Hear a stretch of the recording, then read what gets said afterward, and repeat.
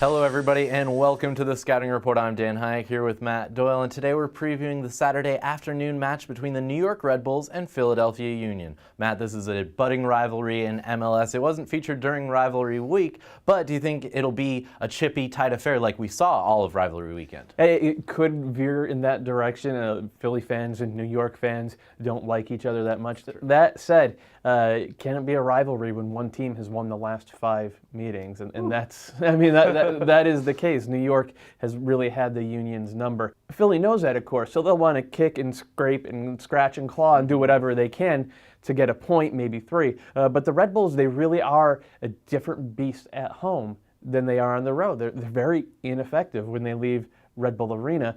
When they play at home, they tend to string passes around, play really beautiful, attacking, attractive soccer. They did it against DC on rivalry week. Didn't get the goal, but man, they really should have. 24 shots in that 24 shots, and a lot of them on frame. It's not like they were blowing chances. It was just Bill Hamid put on a Superman cape for that one. So they'll come into this game with a lot more confidence. They don't want to get into a fight. They're not really that type of team.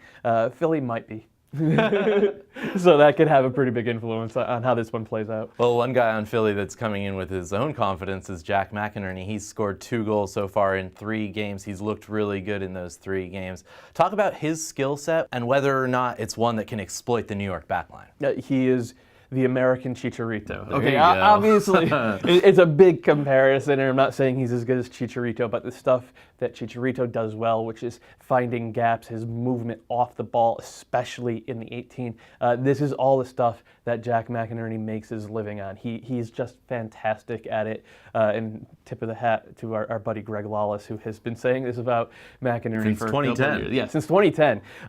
He really is a fantastic little striker at that. And yeah, this is a type of thing that can drive New York nuts because they're a newish backline. Yes, they're all veterans, but they haven't played together that much. The communication probably isn't there like it should be. They have allowed gaps. We saw what Marco Di Vaio did to them in Montreal. Again, McInerney's a different type of forward, but the Red Bulls can be exploited like that. And I would not be at all surprised if he came away with 1-2 goals from this one off of plays that aren't the prettiest, but work.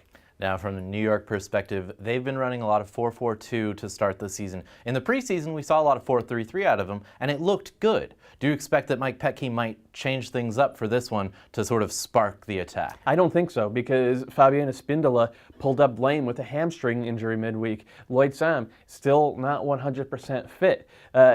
And honestly, their attack has looked pretty decent playing the 4-4-2. So I don't think that they really need to change too much. What they need to do is get a little tighter defensively. Obviously, the communication issue is a big one. Figuring out how to use Juninho best defensively is a big one as well, because anytime somebody plays a 1-2 around him in midfield, they're just gone, and he can't track them. So there are things that they have to work out, but they're more on the defensive end than the attacking end. I mean, even without Thierry Henry, they were generating plenty of chances against Montreal. I suspect that'll continue against Philadelphia. They just got to finish them. All right, well, we'll find out how this one unfolds Saturday afternoon. It kicks off at 3:30 p.m. Eastern, and you can watch it on NBC Sports Network.